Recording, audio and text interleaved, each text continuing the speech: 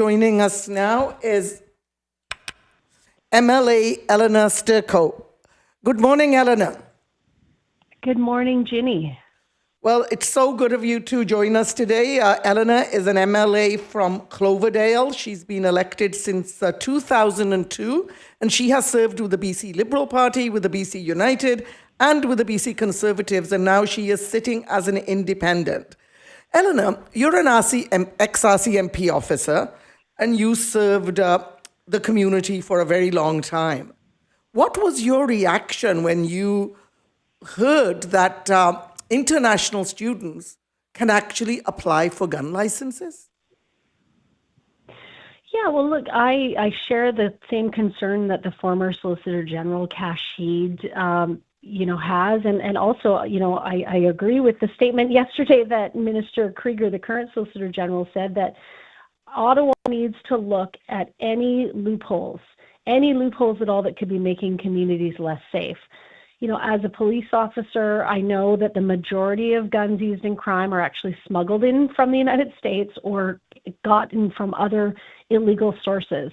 But if there is a chance that we are leaving the door open for someone to get a firearm that they might use, for example, in the commission of a shooting related to any extortions or any other kind of crime, we need to close that.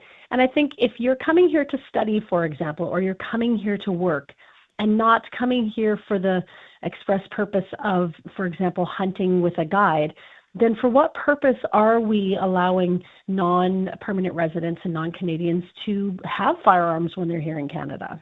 That's a very good question, and I know I've been thinking about it a lot recently. And when I look at other countries, I even looked at the United States, and you know how much they love their guns. Even in the United States, those with temporary residence cannot apply for a gun license. But here in it amazes me. Yeah, sorry for interrupting you, Ginny. It's shocking because you do think about the United States having a much more open gun culture than we do here in Canada. And so when you consider the fact that they're much more stringent on who can possess a firearm, you can't just go down to the United States and buy a gun as a guest. You can't go on holidays and bring back firearms to Canada or buy ammunition. And I think it's time for us, in light of the fact that it's not just the extortions. And Ginny, I watched actually a video of you last night that came up in my feed on Instagram again. Very good video that you did when there was a shooting on 176th Street. And at that time, it was in January, and we had already had multiple shootings related to extortions. And we also had about 3 in a row homicides with firearms. And it was a very short period of time in January. And it really signaled to me that this problem with guns that we have in British Columbia is continuing. Surrey had over 100% increase in the number of shootings last year, and only half of those were only related to extortion. The rest were other forms of gun violence. So we do need to really examine the amount of money that the provincial and federal government are spending in British Columbia to tackle the issue.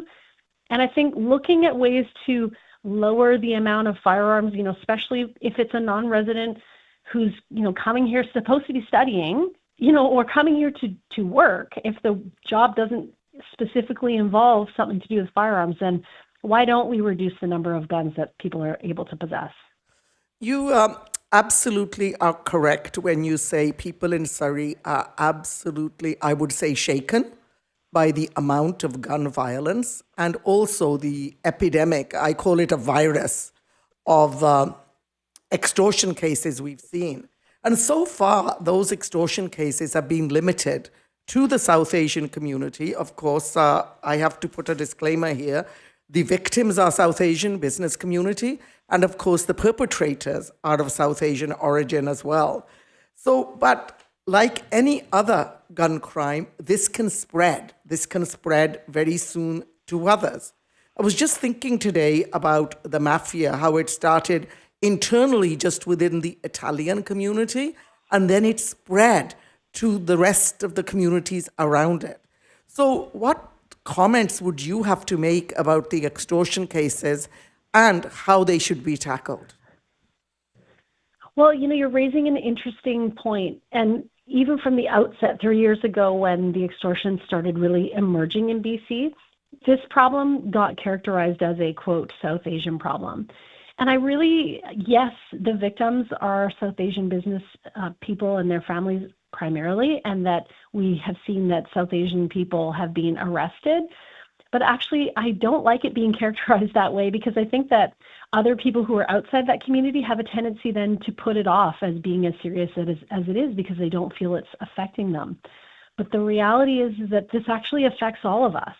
These are extremely dangerous things that have been happening. If you think back, Ginny, there was an innocent bystander who was shot in her bed when there was a shooting. I think it was in Newton. And then just down the street from where I actually live, several blocks away, there was 2 separate shootings, and a gardener ended up with a ricochet bullet in their face. But this could be, and I don't want to be a fearmongerer, but the reality is that when you have this many shootings and you have so many bullets being fired, the chance that anyone in the community can be hit by stray gunfire, and that the kind of terror that neighborhoods are feeling, it doesn't matter who you are or what your background is. When there's a shooting in your neighborhood, the fear is real. And that kind of stigma, though, on the South Asian community, I actually feel very regretful that this is sort of something that has come over the community. I think that we do need to come together as citizens and to make sure that we're not, othering people from other communities, but that we come together. What I'd like to see now from the government truly is that we actually invest more money federally and provincially to get rid of, the guns, turn off the taps on the flow of illegal guns into Canada.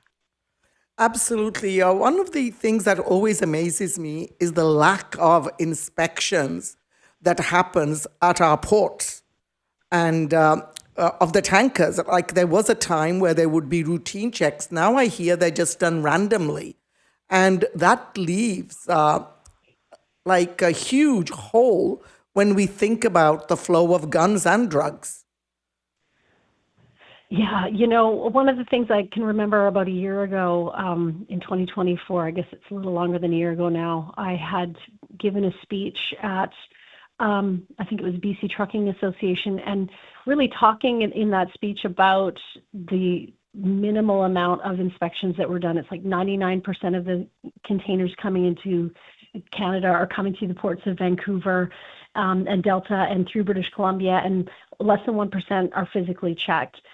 And, while technology can help, you can have scanners, you can have x-rays, you can have all kinds of tech to help predict, where the source of illegal firearms, human trafficking, precursors of synthetic drugs, all those things can be, tech can help. But the number one resource that we have, honestly, to combat any kind of contraband is humans, is people, is human-based intelligence.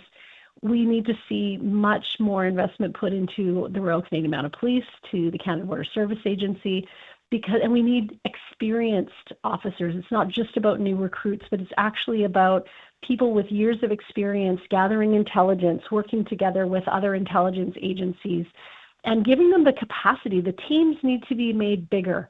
We actually have a very successful, good organization, the WJFO. They're the Waterfront Joint Forces Operation, that is a combined force of RCMP and CBSA and others that do this kind of work at the port.